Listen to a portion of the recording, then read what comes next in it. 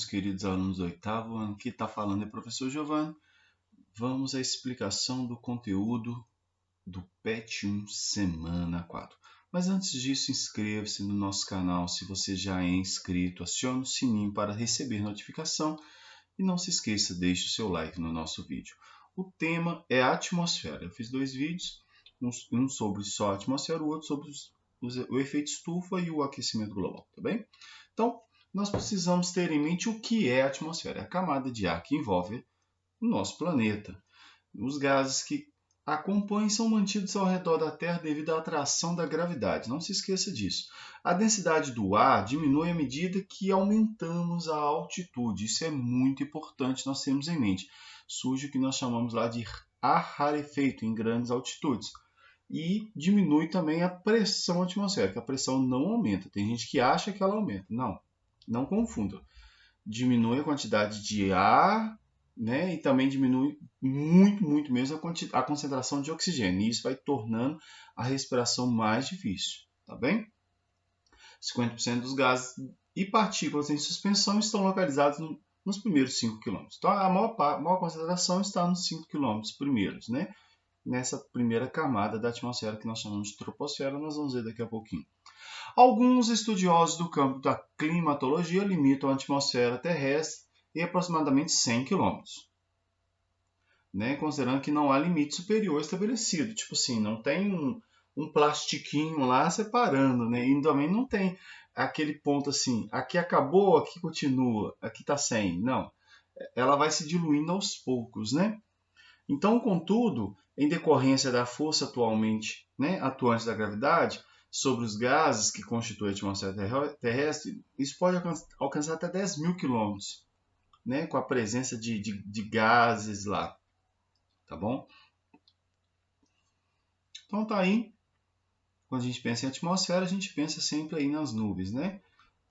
Visto de fora, aquela camada azulada que cobre a Terra. E aí tem uma imagem maravilhosa de um furacão. Vista daí ela é bonita, mas lá embaixo, né, um ciclone. Então tá aí, né, as chuvas. Vamos lá, a composição. A atmosfera ela é composta de 78% de nitrogênio. Tá? O nitrogênio absorve poucas quantidades de calor proveniente do Sol. Apesar de ser o gás com maior volume na atmosfera, não apresenta papel muito importante enquanto gás. Tá? O nitrogênio, enquanto elemento, ele vai ser fundamental para a vida porque ele está na composição das principais moléculas que garantem a existência, como o próprio DNA, o RNA, as proteínas. Mas, enquanto gás, ele tem pouca importância. Inclusive, nós temos pouquíssimos seres vivos que conseguem absorver o nitrogênio na forma de gás. Né? A Nitrobacter, né, por exemplo, uma bactéria que é associada lá a plantas leguminosas, que é aquelas que têm vagem. E também costuma ter uma ou outra de vida livre também. Mas são pouquíssimas, tá? O número. Em quantidade de indivíduos deve ter muitas, né? Mas o número de espécies são poucos. Esse oxigênio representa cerca de 21% do volume da atmosfera. O oxigênio é o gás que possibilita a vida no planeta e que forma o gás ozônio na atmosfera. Eu vou falar aqui, o oxigênio é o gás que possibilita a vida para os seres que realizam respiração, tá bom? Não esqueça disso. Possibilita a nossa vida, mas não a vida como um todo, tá bem? Argônio representa cerca de 0,93% do volume da atmosfera. O argônio é considerado um gás inerte, pois não reage com outros gases que estão presentes na atmosfera. Assim pode ser encontrado em sua forma pura. O argônio é um dos gases nobres, ou seja, eles não se misturam, né? Junto com o hélio, o xenônio, criptônio. Em outros, né? Aí o gás carbônico, 0,039% do volume da atmosfera. O gás carbônico é encontrado na atmosfera em decorrência do processo de respiração de seres vivos. Também pode ser proveniente de processos de combustão. Outros gases outros gases. Há na atmosfera gases como neônio, metano, hidrogênio, ozônio e hélio, em concentrações muito pequenas. Professor, tem vapor de água misturado no ar? Tem, mas aí ele não tem uma quantidade fixa, porque ele vai variar de 0 a 4%, sendo que 0% quase que não exista, né? E o 4% é insustentável. Quando ele alcança esse volume, geralmente vai virar chuva. Num vídeo sobre clima do 9º ano, que daqui a uns dias vocês vão ver sobre essa questão da umidade relativa do ar. Então tá aí o gráfico, né? Onde nós temos 78% de nitrogênio aproximadamente, 21% aproximadamente de oxigênio, argônio 0,93, 0,434, que é o restante.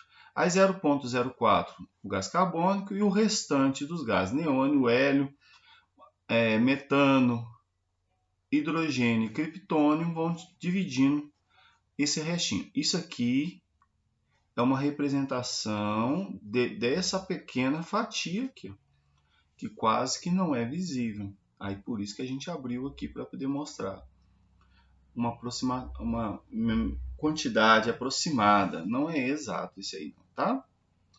A importância da atmosfera para a vida.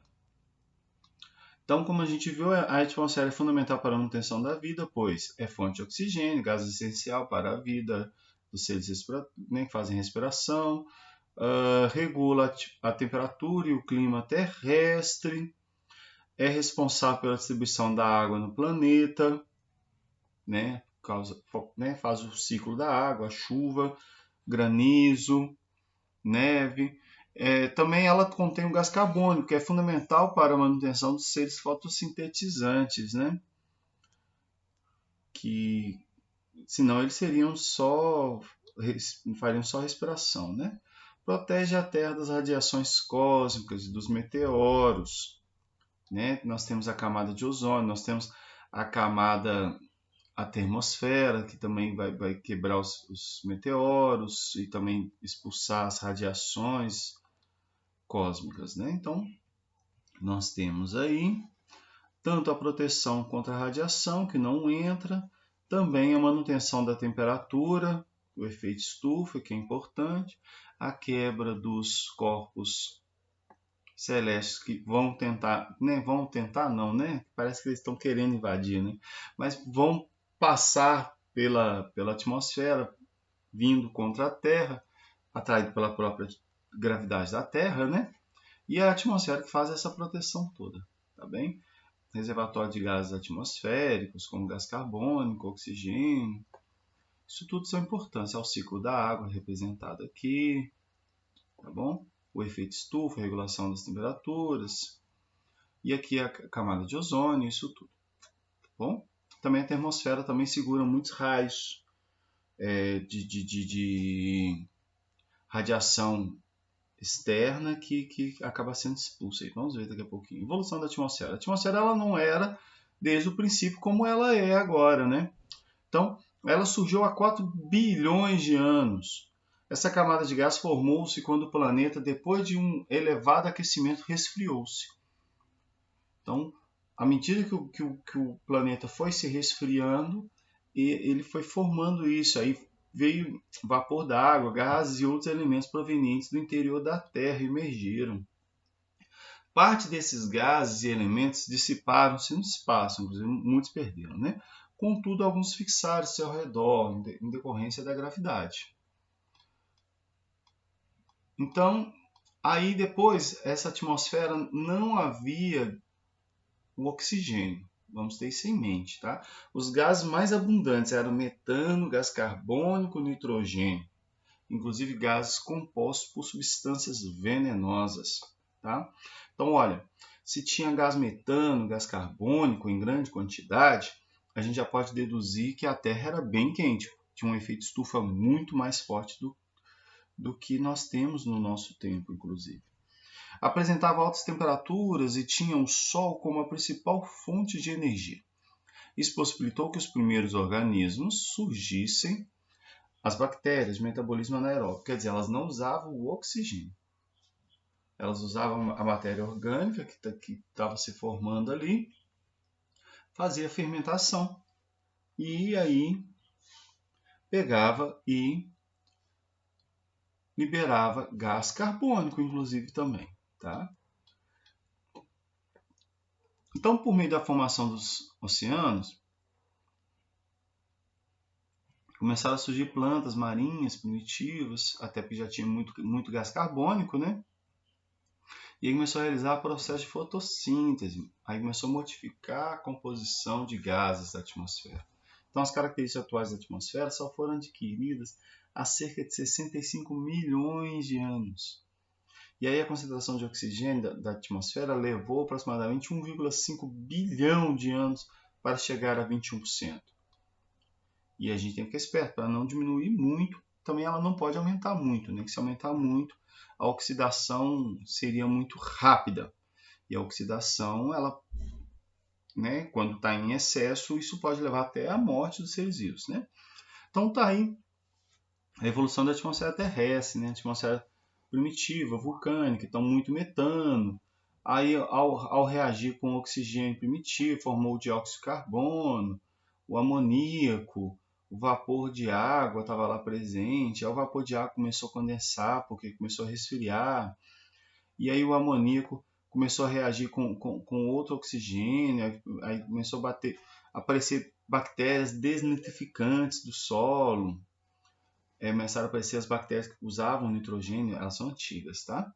Depois começaram a aparecer plantas, algas, plantas, e aí esse gás carbônico começou a ser concentrado também nas conchas de seres marinhos, começou a ser concentrado nas partes vivas dos seres, né, dos seres vivos. Né? Aí nós temos a presença disso tudo, né, igual essas conchas, formam rochas sedimentares, como o calcário. Aí nós temos o carbono, né, presente lá nos combustíveis fósseis, é o carvão mineral, o petróleo. A gente vê que é um reservatório de gás carbônico que nós estamos lançando na atmosfera com muita velocidade, inclusive. Aí a nossa atmosfera atual tem 21% de oxigênio, 78% de nitrogênio, também conhecido como azoto. E essa condensação formaram os rios, lagos, principalmente os oceanos, né? Que é 99% da água. Então tá aí um esquema, né? Começaram a surgir os seres fotossintetizantes após os seres que faziam a respiração anaeróbia. E aí nós temos aqui, né, a formação da atmosfera, gás carbônico, depois a formação de oxigênio, e aí foi mudando a concentração, surgindo a camada de ozônio, essa coisa toda, tá bom? Então vamos falar sobre as camadas? Então nós temos a troposfera, de baixo para cima, né? A estratosfera, a mesosfera, a termosfera e a exosfera. Acabou, professor? Não. Então, vamos só visualizar assim, a distância aqui na altura. A troposfera aproximadamente 10 km, a estratosfera aproximadamente 50 km, dos 10 aos 50, né? A mesosfera dos 50 aos 80, a ionosfera dos 80 até uns 100 mais ou menos ali, né? 100 e pouco, e depois vem a exosfera que vai diluindo esse gás, né? Aqui está mais ou menos 600 km de altitude. Aí, vou deixar bem claro aqui uma coisa que é interessante. Aqui está escrito ionosfera, mas o nome dela é termosfera. Né? A ionosfera, ela recebe esse nome porque tem uns íons ali, tá bom? Então, vamos ver isso mais ampliado aqui para a gente ter essa visão. E a gente vai entender que os aviões voam nessa região aqui, geralmente, nos voos comerciais. Nós vamos entender por quê. Vamos lá, vamos falar primeiro sobre a troposfera, a camada de maior importância para os seres vivos, pois possibilita que eles respirem. É a camada mais próxima da superfície terrestre. Uma distância de aproximadamente 17 km, aqui está falando. Pode girar em torno de 11, 12, depende, né? Do autor, mas vamos considerar essa altura aí. Onde ocorre a maioria dos fenômenos climáticos, como chuva, granizo e nevoeiro. Nela há uma diminuição da temperatura à medida que se aumenta a altitude. Então, quanto mais alto, menor é a temperatura. beleza? Depois nós temos a estratosfera, é onde circulam os aviões de carga e de passageiros. Por que eles voam aí? Para voar acima das nuvens, para voar acima dos fenômenos meteorológicos, para não ficar exposto a raios, a mudanças de vento drástica por causa de precipitações, coisas desse tipo assim. É a segunda camada da atmosfera, obviamente, né? Nela se localiza a camada de ozônio. Não se esqueça disso. Na estratosfera está a camada de ozônio. Professor, a camada de ozônio ela é bonitinha, uma linhazinha? Não. O ozônio está ali. Então é onde acontece esse aprisionamento. Não, aprisionamento não é uma palavra boa, né? Essa absorção dos raios ultravioleta, né? Nessa camada há um gradativo aumento da temperatura. À medida que a gente sobe, vai aumentando a temperatura, né? Pouca concentração de vapor d'água, quer dizer, o vapor d'água está na troposfera. Não é à toa que os fenômenos climatológicos estão aqui, né? Meteorológicos. O ar movimenta-se horizontalmente. Horizontalmente. Aqui na troposfera o ar se movimenta como? Verticalmente. Como assim, professor? O ar que está quente, ele sobe, esfriou, ele desce. Ele gera um movimento que nós chamamos de convecção, um círculo, né? E isso aqui para nós parece que ele está em linha, mas é porque ele está passando aqui para subir, entendeu? E isso faz diferença. Aí naqueles dias muito quentes, costuma, se estiver quente toda a troposfera, aí o ar fica parado. Ou se estiver frio em toda a troposfera, o ar também fica parado às vezes, né? Mas é difícil ele ficar frio em toda a troposfera, é mais fácil ele ficar quente, aí geralmente é aquele ar parado, preso, né?